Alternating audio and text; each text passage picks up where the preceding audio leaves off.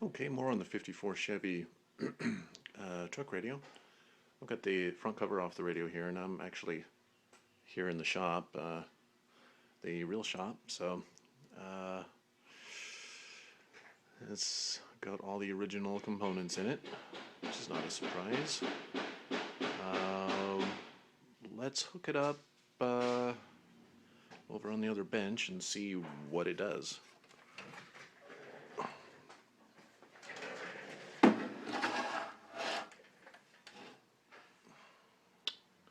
So I've got a battery eliminator here. We can adjust that to 6 volts. Get the leads here. Okay. And positive is the yellow one.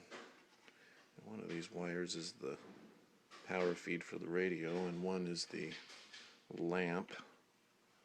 So we'll find out which is which here. Let's just try one. Okay.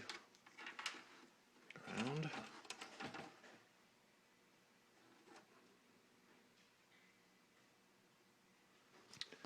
And I got a car antenna here. Plug that in.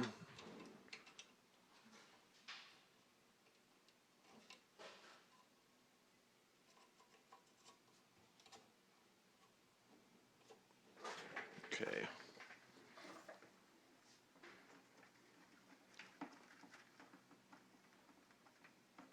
Plug in the battery supply. Back it down to,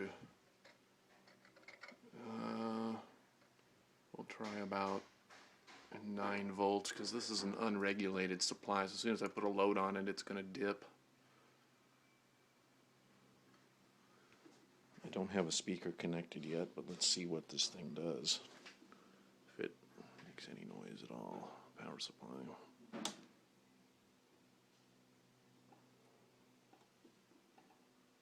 Okay. I've connected the lamp. Let's try the other lead.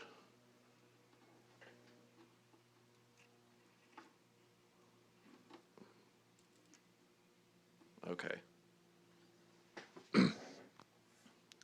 I heard that vibrator start to make some noise and quit, so.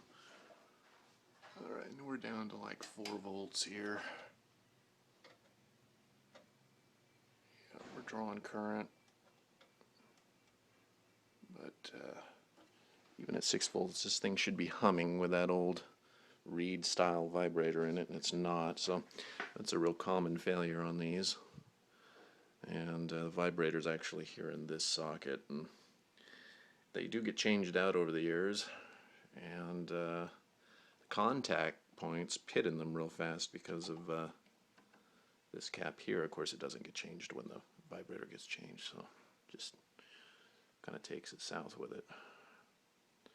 So, okay. I'll just have to go through the thing top to bottom, put a new vibrator in it, check the tubes. Should be okay.